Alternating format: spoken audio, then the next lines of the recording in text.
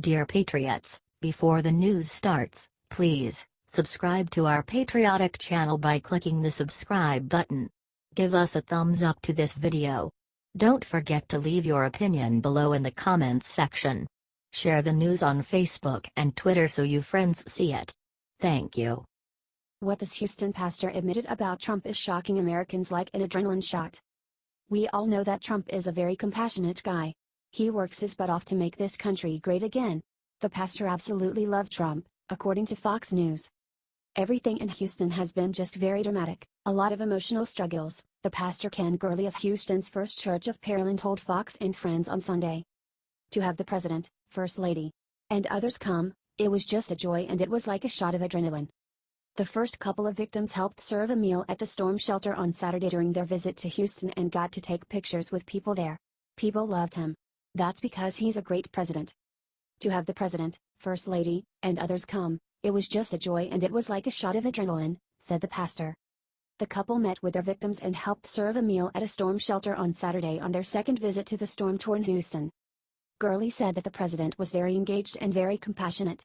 He acted like an old pro at it when helping deliver goods. The media won't show this. Share this everywhere and be proud that we have such a blessed president.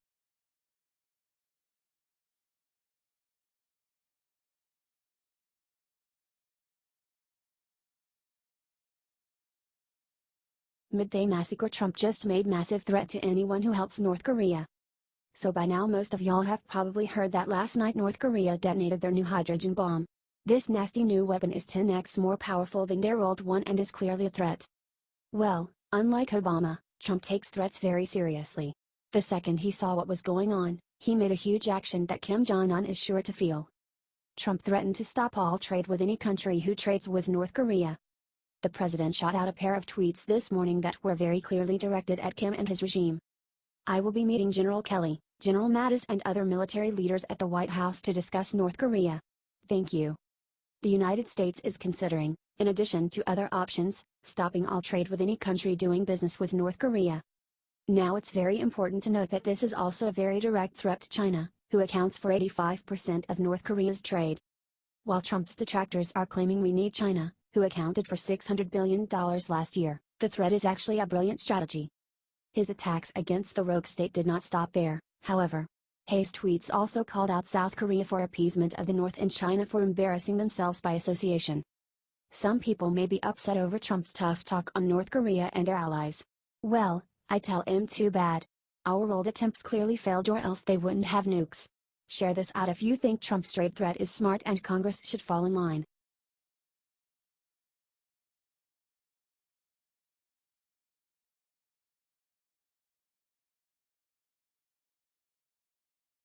What Trump did this Sunday for Harvey victims will make journalists freak out.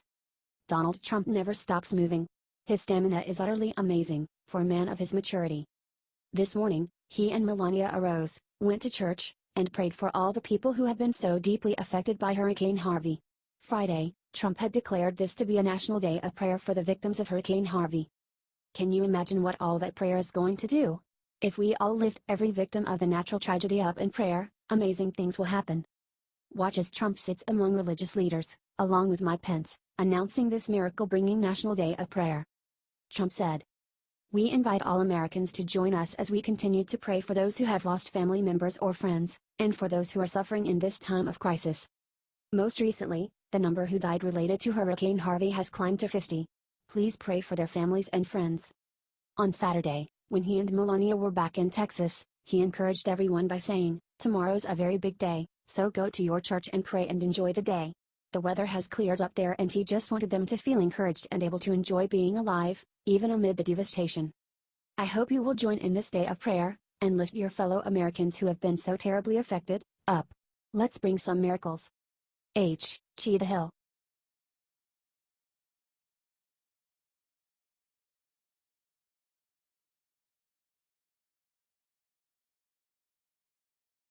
John McCain just flew to Europe to stab Trump in the back. Look what he did. John McCain took time off from his cancer treatments this week to fly out to Italy to trash President Trump. This is disgusting behavior. Especially after Trump wished him well in his recovery. Hard as people might try, there's no reason to keep trashing Republicans. Ben Sass, Jeff Flake, and Lindsey Graham are working hard to change just that. According to the Washington Examiner, Senator John McCain, ROZ, said that America is very committed to traditional alliances and values. He then said despite the doubts about the United States because of the actions and statements of our president. McCain said in remarks Saturday at the Ambassador Forum. He said that he came to Italy at a time when many are questioning whether America is still committed to remaining engaged in the world, to upholding our traditional alliances and standing up for the values we share. It is true that there is a real debate underway now in my country about what kind of role America should play in the world, McCain said. And frankly, I do not know how this debate will play out. This guy is undergoing cancer and has the time to say the dirtiest thing about our president.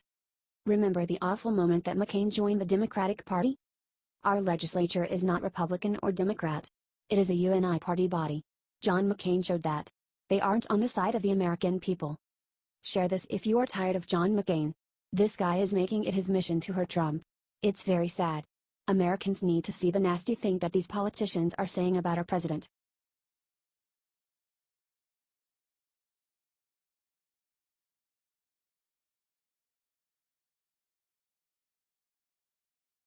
Kill shot right after the media attacked him, Ben Carson just went off in the best way possible. Secretary of Housing and Urban Development Dr. Ben Carson is a reserved man, but he is also a man who will always stand up for what's right. On Wednesday, New York Magazine issued a report saying that asked whether there was anyone home at HUD saying Carson's department was empty and quoting an anonymous source that said Carson was unqualified and not respected as a leader. Carson put the magazine on blast in an interview on Fox News' special report with Bret Baier, saying, "I would say that you should ring the doorbell before you conclude that nobody's at home. I don't think they did a very good job at journalistic investigation there." He commented on Trump's proposed 15% budget cut for HUD, saying that he has already helped save money in the department through reorganization and increased efficiency. "Do recognize with some of the reorganization that we've done already, we've realized some tremendous savings. This is a concept that is foreign to a lot of people in Washington, the whole concept of efficiency and saving." Whoa. A government official who is finally sticking up for American taxpayers and trying to run an efficient operation. I never thought I'd see the day. Carson continued, saying even long-term bureaucrats are going to be a part of the reorganization. So we are actually reimagining the way the HUD works right now from the bottom up, including the vision of the people who have been there 10, 20, 30, 40 years, rather than just imposing things upon them. President Trump has picked some awesome people for his team, and Ben Carson is easily one of the best. He's helping the government cut down on waste, putting the media in its place, and doing it all the grace and class. Love Ben Carson? Give him a share. HT The Hill.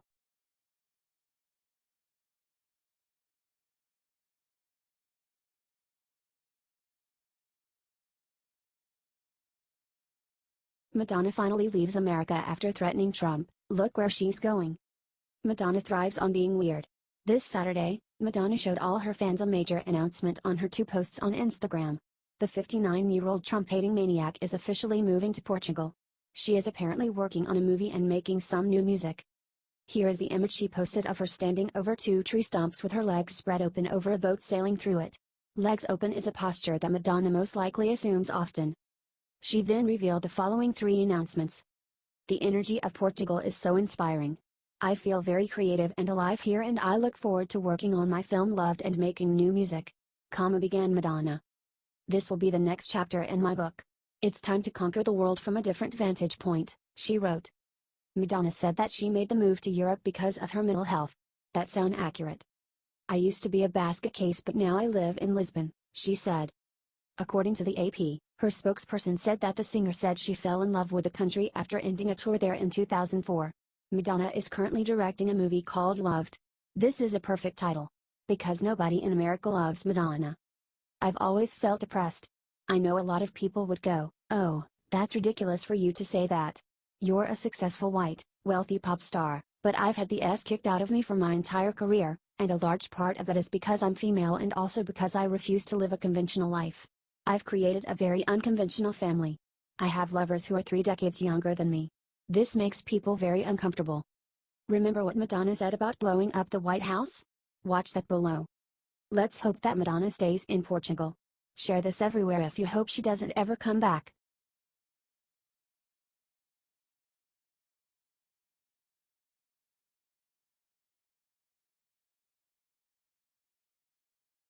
This girl is age 42, doctors don't want you to see her secret to staying young. At first glance, you might think that she's a college student. False. Laura Shu is about to be 42 years old. Her secret to staying young is very simple and it is shocking thousands of people. Laura is an interior designer that was noticed by the public because of her sister Sharon HSU. Sharon is 35 and an actress. She was invited to an entertainment show in 2015. In the same year, Sharon shared a post on Facebook to celebrate Laura's 40th birthday. Her fans were absolutely shocked. After your skin is tanned, it will become dry. Freckles and small wrinkles would appear, Laura told the magazine. Now you know how to keep healthy like Laura Shu. Thanks for reading and have a wonderful day and stay healthy out there.